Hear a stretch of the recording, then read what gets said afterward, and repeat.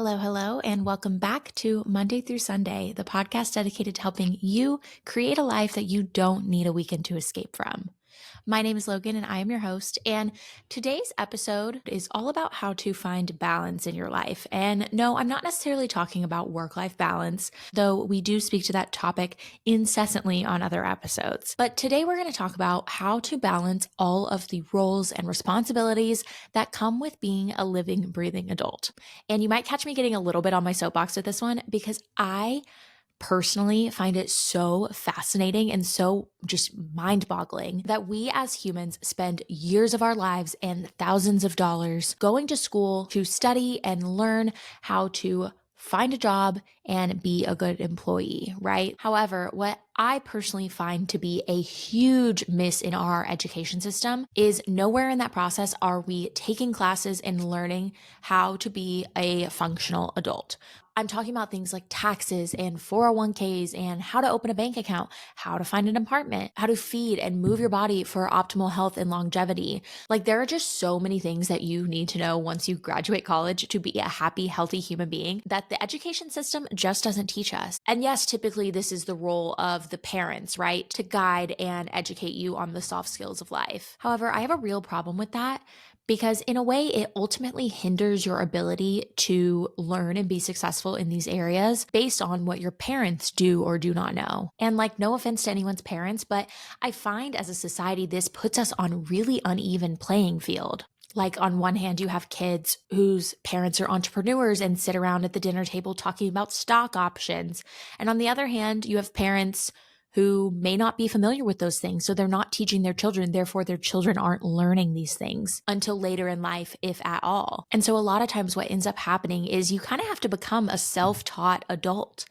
And the way that you live your life in adulthood, whether you are responsible with money or reckless with money, whether you seek out healthy or toxic relationships, or whether or not you know how to make yourself a balanced meal, all of these things play such a huge role in your ultimate success as an adult. And unless you were taught these things by your parents or took the initiative to learn them on your own, your ignorance on these topics, whether you're aware of it or not, can really hold you back in achieving ultimate success. And to be clear, I'm not saying that school doesn't teach us any of these skills, right? If you majored in finance, you probably have a pretty good idea of budgeting and investments. Or if you majored in nutrition, you probably know how to fuel your body for optimum performance. But let's be real, no one majored in all of those things all at once. So as a result, we have this population of people who are really specialized in certain fields, but may not necessarily be well-rounded individuals on the basis of their education alone. There has to be some sort of outside learning experience in order for the finance major to learn a lot about nutrition, or for the marketing major to learn how to pay your taxes. And while there's definitely a wealth of resources out there you can seek out to learn more about these topics, the fact that we are just like tossed into the world without having a fundamental baseline knowledge of all of these skills is truly mind-blowing to me. Welcome to Monday through Sunday. I'm Logan. I'm Sanam. And I'm Lane. We're best friends, the founders of Blossom Brands, and the hosts of this podcast. We can't wait to take you behind the scenes of running a 7-figure agency with our best friends. We're sharing our mistakes, our lessons learned, and giving you tactical advice to build the career, the business, and the relationships you dream of, and a life you don't need a weekend to escape from. So let's get balanced and let's get down to business. Welcome to the show. Okay, so I'm going to give you a perfect example from my life. So after I graduated from college with my marketing degree, I got a job, moved to Dallas, and got my first apartment. And oh my gosh, I was so excited for this apartment. I had always lived with roommates in college, and this was the first time I was going to be a big girl and live on my own. My starting salary was probably like $45K, so I had to have my dad co-sign on the lease with me, which first of all, I didn't even know what that meant. I just took it as this huge personal accomplishment. Like, wow, I'm such a big girl. I have my own big girl apartment in Dallas, and it's just time to live it up. So once they handed me the keys, I was like, okay, now what? I knew I had to set up utilities, but I didn't necessarily know who to call or what that entailed. So first order of business was getting Wi-Fi. So I set that up with AT&T. I connected my water with the city of Dallas, and then I set up my energy with Atmos. So a few weeks go by, I'm starting to get settled. I had graduated from the mattress on the floor to an actual headboard and box spring. And I'm sitting in my apartment after work one night, and suddenly the power goes off. And I'm like, why did the power go off? Like I just set all of this up. So I went to my email, checked all my confirmations. I saw the bill for Wi-Fi, water, and energy. And so I was like, that's weird. Like I set everything up. Why are the lights not working? I called my dad and I'm like, Dad, I paid my energy bill already. Why are the lights not on? And he was like, Logan, your energy bill is your gas bill for your stove and your heater. Your electric bill is for your lights and electricity. And I was like, oh. I never even set up electricity because I had no idea that electricity was a separate utility than energy. And I had no idea of what functions in that apartment ran on gas versus electric. So when he told me this, I felt like the biggest idiot because I hadn't even set up electricity. So I was just, I don't know, running off of the prior tenant's electricity the whole time. And I went into this panic. I was like, oh my gosh, I just started having actual bills and I've already paid one late. Is this going to go on my credit score? Is it going to ruin my life forever? Like, what is going on? Never fear, I was able to contact TXU and get my electricity set up the next day. But this is just the perfect example of the kind of ignorance I'm talking about when it comes to basic life skills. So if you're someone who's in your 20s or honestly even your 30s, have you ever had a moment where you were like, oh, this is how you do adult things? And you're just enlightened on something you had no idea that existed. Like another example for me was renter's insurance. Had no clue you had to have that and didn't know the first thing about where to go about getting it. And I would honestly say the last 7 years of my life since I graduated college has been all about learning these soft skills about how to live a productive and functional adult life. My parents did a great job of teaching me to be a loving and kind human being. But in terms of life skills, they kind of dropped the ball, which mom and dad, if you're listening, no offense. But it's true. Like they really took care of me throughout my whole childhood. My laundry was always done. Meals were cooked for me. The house was always clean with the exception of me having to keep my room tidy. Like there were so many things that were going on behind the scenes of my day-to-day life growing up that my parents were just handling. And as a result, I never learned how to handle myself. So for the rest of this episode, allow me to enlighten you on the 7 very important life skills I wish someone would have taught me that are absolutely crucial to being a functioning adult. A little adulting 101, if you will, which to be honest, I could do an entire episode on each of these topics, but for the purposes of today, we're going to kind of fly through them with the goal of just giving you awareness on each of these topics and how they contribute to you being a successful adult. Because the worst thing about all of this is you don't know what you don't know. And when it comes to effective adulting, ignorance is not bliss. Ignorance will truly hold you back in the long run.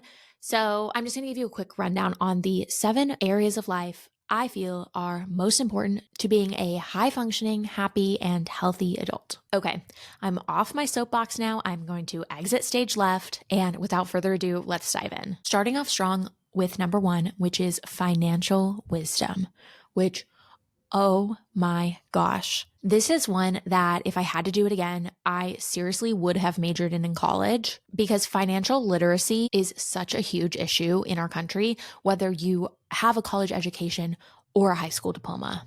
I think it is such a disadvantage that people are thrown into the world with absolutely no concept of money and how to earn it, how to use it effectively, and how to make it work for you. So a few components of financial literacy I think it is absolutely pivotal that you educate yourself on are as follows: basic budgeting and saving, understanding credit and how to manage it, investment basics, and learning about taxes. Like I said, I'm not going to get into all of that right now, but if you take anything from this episode, please hear me when I say it is absolutely paramount that you become not only financially responsible, but financially wise and have a deep understanding of these concepts. Because I know they say money doesn't grow on trees, but realistically, money is an unlimited resource. There is so much money out there in the world that is just yours for the taking. And instead of living your life pinching pennies and having this fear-based mentality surrounding money, by educating yourself about these topics, you will be more empowered in your ability to go out and grab money and then most importantly, hold on to it. A friend of mine once put it this way, which I have never forgotten.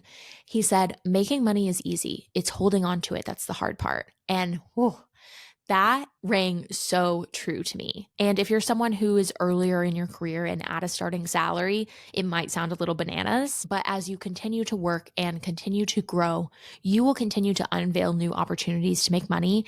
And your main financial goal should be becoming a good steward of that money, because I truly believe you won't continue to be blessed with more money unless you are a good steward of what you have. So again, financial wisdom, financial literacy, I cannot emphasize enough, I think is the most important life skill that, unless you are a finance major, you may not have been taught in college. So a few quick tips on how to start managing your money better today. I would stop by your local library or Barnes & Noble and pick up a few books on personal finance to really just begin your education.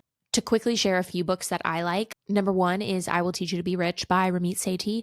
Number 2 is Rich Dad Poor Dad. And number 3 is The Simple Path to Wealth. Pick up these books, dive into them, and once you're done, don't stop. The books I just listed will give you some basic principles, but there is truly so much to learn about finance that I do think it should be an ongoing topic that you are educating yourself on, whether you are reading books, listening to podcasts, or following finance experts on Instagram. Okay, moving on to the second topic on our list, which is nutritional know-how, which some of you may consider this a piece of cake, quite literally. But me personally, I had absolutely no concept of proper nutrition until about 2 years ago. I had no idea how many calories I should be eating in a day. I didn't know what a macro was. And my idea of a healthy dinner was a bowl of broccoli because I didn't know how to make chicken or any type of protein. And not only is proper nutrition important for aesthetic goals and physical benefits, it's also so important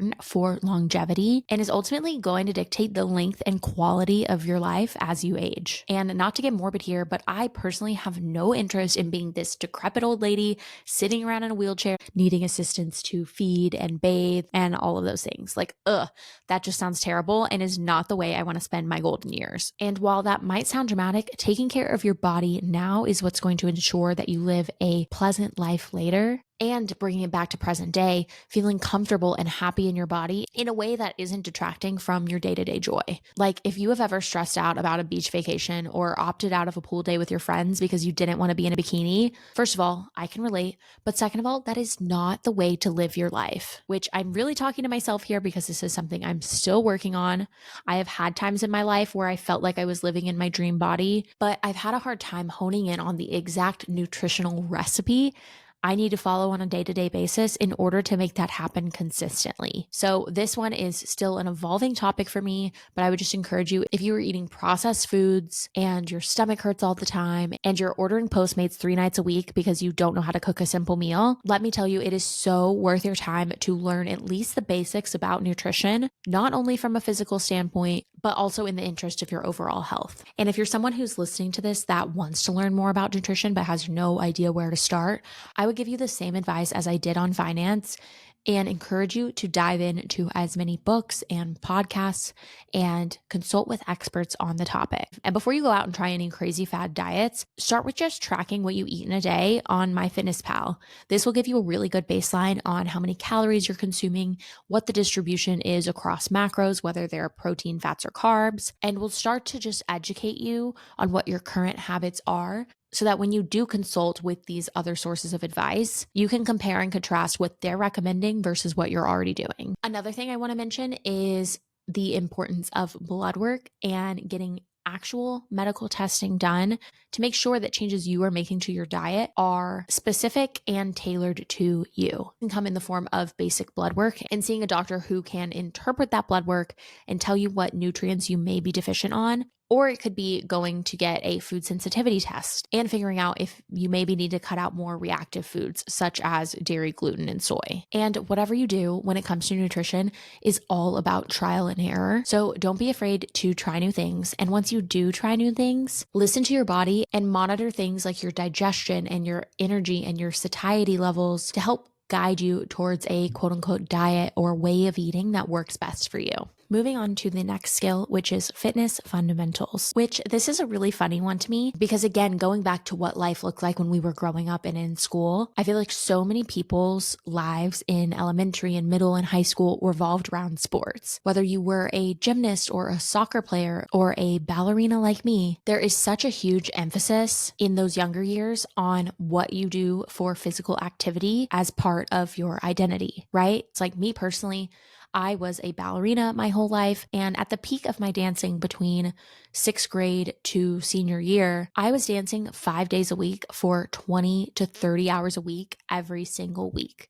That included Christmas break, that included summer vacation. Like realistically, I was exercising between 2 to 5 hours a day. So fast forward to college was the first time that I had actually stepped foot in a gym, and I was confused why my 30 minutes spent on the elliptical wasn't keeping me in the same level of physical shape that my 30 hours of dancing was. Like in retrospect, it's not that hard to figure out. It's just this shift that happens sometime after high school where unless you play a D1 sport, exercise goes from being a hobby to being a burden. So if any of that sounds relatable to you and you find yourself in a position where you are not moving your body on a daily basis, whether that is going to the gym or attending a fitness class or taking your dog on a walk, the most important thing you can do is find the right type of exercise for your lifestyle, because that's the type of exercise you're going to do consistently. And I'm not saying that you can never have off days, but you've got to somehow get to the place where you're not dragging yourself to the gym and you truly look forward to moving your body and recognize it for the privilege and the blessing that it is. So all that being said, if you are in your 20s, 30s, or at any age and you don't have a regular workout routine, I promise you that is one of the most important life skills for not only your health, but also your mental well-being and happiness. And if you're just starting out and really need to find a way to fall in love with fitness, one resource that I cannot recommend enough is ClassPass. It is an app and a membership that lets you try out multiple fitness studios in your area. They have it in all major cities, I think, and is a great way for you to try out different types of exercise to find what best suits your preferences and physical goals. You can try out spinning classes, boxing, Pilates, HIIT workouts, boot camps. The possibilities are truly endless. And they have multiple membership options for any budget level, which allows you to really easily mix it up and try out multiple workouts. Or once you find your favorite, you can keep coming back. Okay, moving away from health and wellness for a little bit and getting into some more operational life skills. They say diamonds are a girl's best friend. And as a woman in my late 20s, this couldn't be more true. This phase of life is all about diamonds, and more specifically, engagement rings. It seems as though as soon as you graduate college, all anyone can talk about is marriage. And suddenly, your life revolves around weddings, whether you are a bride-to-be or the best friend planning the bachelorette. So with all this talk of weddings, you may find yourself dreaming about that perfect ring. And if you're imagining a diamond that's as unique as your love story, look no further than Kwiat. Kwiat diamonds are the creme de la creme in the industry, often seen on the red carpet on celebs such as Margot Robbie and Sarah Jessica Parker, and even worn by Sophia Richie on her wedding day. And now Kwiat is bringing you a new way to shop for diamonds. Introducing Mine to Shine, the world's most personal diamond. In this one-of-a-kind process, Kwiat's diamond experts will help you choose a natural, conflict-free, and ethically mined rough-cut diamond that will beautifully yield the diamond of your dreams. After selecting your stone, your diamond will be cut just for you in a setting designed just for you. A one-of-a-kind way to create your one-of-a-kind ring. Whether you choose round, oval, cushion, or another shape, your Kwiat diamond will look bigger and brighter because it's perfectly cut to the world's highest standards by the experts at Kwiat who have been doing this since 1907. Ready to make your fairy tale come to life? To find out more about Mine to Shine and explore Kwiat diamonds, head over to kwiat.com. That's KWIAT.com. Because when that special moment comes, you'll want a ring that's as unique as your own love story. The first being household management, which if you remember my story from the beginning, this was a skill I certainly did not have. Whether you live by yourself, with a partner, or with roommates, it is so important to be an effective manager of your living space, not only for the day-to-day functionality of your life, but also for your sanity and peace of mind. This involves everything from how to pick the right apartment and what you can truly afford from a cost of living standpoint relative to your salary. This also includes once you have your house or your apartment, how do you make sure it operates effectively effectively, such as making sure your bills are paid on time, staying on top of incoming mail, using running grocery lists to make sure you have food in the fridge, and setting calendar reminders so you don't forget important things like trash day and ongoing maintenance. This can also include caring for any dependents in your household, whether you have a child or a pet. Making sure that they are happy and healthy all falls under the realm of managing your household, which I'm going to tell you right now, once I make it big and I'm just like rolling in the dough, the first person I am going to hire is a house manager. Because honestly, running a smooth household can often feel like a part-time job on top of your full-time job, and it's never ending. Like, as soon as you spend a Saturday deep cleaning and vacuuming, fast forward 7 days later and you already need to do it again. So it's just a revolving task that never ends. And personally for me, it's a huge priority to cultivate this happy and healthy and functioning household, which includes the cleanliness, it includes organization, it includes just having the things that we need. And not to get too southern on you, but as a woman, being a good homemaker is something that is really important to me. I have had such great role models to look up to in that space, whether it was my mother or my granny. Just all of their effort to make home a really happy and comfortable place to be cannot be understated. And I think is a task of great importance, but also a task that requires a big time commitment. So again, just learning how to be a good household manager, whether you live in an apartment by yourself or you're taking care of a family of 4, is so important, whether you are doing all these things yourself or you are outsourcing it. In a similar vein, our next life skill is time management, which I'm not going to go into depth in this one because I feel like we've put out so many episodes recently that really take a deep dive. But all I'll say is, as an adult, your time is your most valuable asset. So in the same way you need to be a good steward of your money, you need to be absolutely militant in the way you are managing your time. So if you were looking for specific tips on this topic, take a look back at episode 27. We go really into depth on the 4 Ds of effective time management, and I think that one will really help you. Moving right along to the 6th life skill you need to be a successful adult, which is developing proper corporate etiquette. And before we dive into this, I just want to emphasize that we are now at number 6 on our list, and I'm just now talking about work. And that is because I think all of the most important life skills are about how to take care of you first and foremost before you worry about being a good employee. Also, I think this is the area that we as a population are already the most on. Again, you suffered through years of high school and college, all in an effort to land a well-paying job and consistently score employee of the month. So in this section, I'm not going to talk to you about how to have a good interview or what to wear to your first day of work, because those are all of the known rules of corporate etiquette, the ones they teach you about in business school or you can find on LinkedIn. Instead, I want to talk to you about the unspoken rules, because that is where, if you aren't aware of them, you can really get yourself into trouble, which this really gets into my qualms with corporate America as a whole, because it really is just a game. You have to walk the walk and talk the talk in order to impress your coworkers and schmooze your boss, all in an effort to earn more money and achieve these accolades year after year in your career. So I'm going to share with you 4 quick unspoken rules of corporate America that I unfortunately had to learn the hard way. Number 1, and the lesson that was possibly the hardest to learn for me, is don't be an oversharer. Not to sound like a broken record, but as we grow up, we are in so many different social circles where being vocal and honest really gets you far.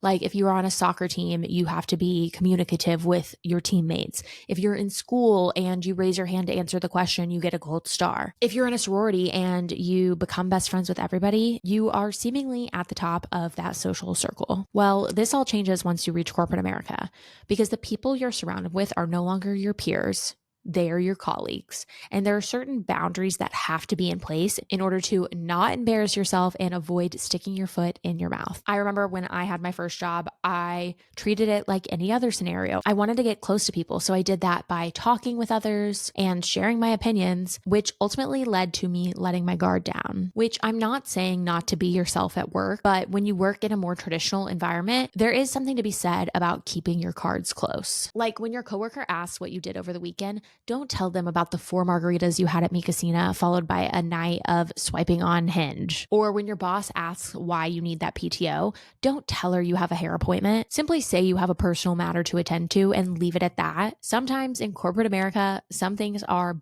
better left unspoken, and that's my first piece of advice. Another big piece of corporate etiquette that is a you don't know what you don't know kind of thing is to be aware of generational norms.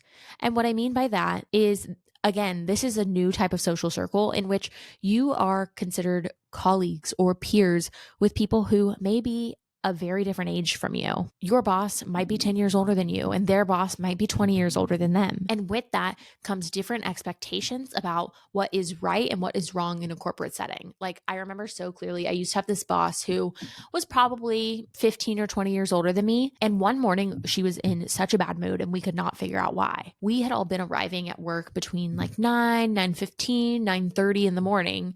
And she was consistently at her desk every day at 8:45. And in her generation, it was a sign of disrespect if you arrived to the office later than your boss. And despite the office not having a rigid start time to our workday, her expectation was that her team should always beat her to the office. And again, that's a prime example of you don't know what you don't know. I was pissing her off and I had absolutely no idea because she had a different expectation based on her own generational norms. So if you are someone who works in a more traditional corporate setting, or even in a setting where there's a lot of age gaps, I would just encourage you to perk your ears up and be aware of what factors might be at play. And you can do this by being observant or just asking the question. 2 more tips on corporate America, and those are never get drunk with your coworkers and leave your emotions at the door. The first one is pretty self-explanatory.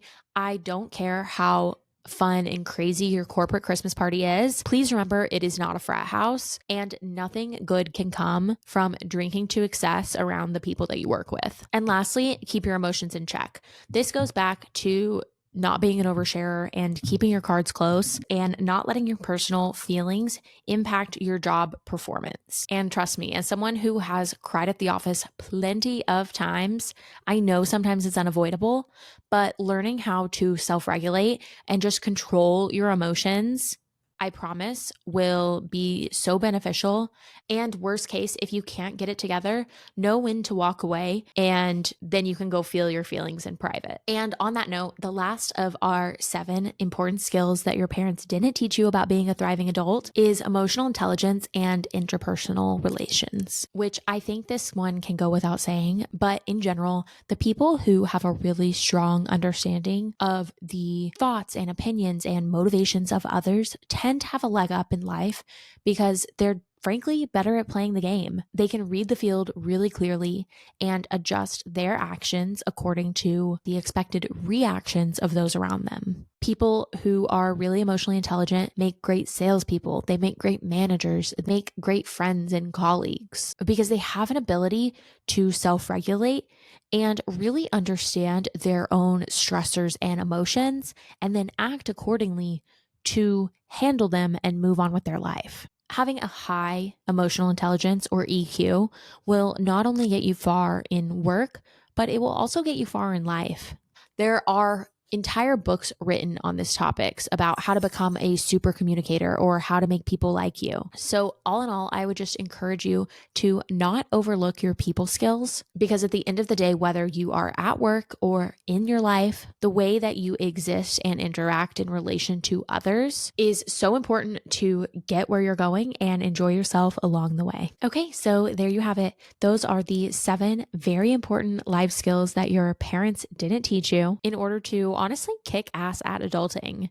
At the end of the day, all of these areas are so interconnected and equally vital to becoming a happy, healthy, and high-functioning human being. So if you're like me and can get easily overwhelmed, I would encourage you to pick just one area of your life to improve upon and start there. Whether you want to focus on your financial literacy, nutritional know-how, fitness fundamentals, or corporate etiquette, pick just one topic, grab a book, and let me know how it goes. I would love to support you on your journey. Thanks so much for tuning in to this episode of Monday through Sunday.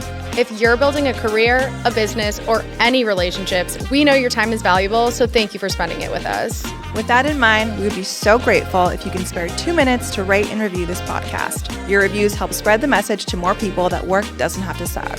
By the way, if you're looking for your community, join us on Instagram and TikTok at Monday through Sunday Pod. We're all about connecting our like-minded listeners together.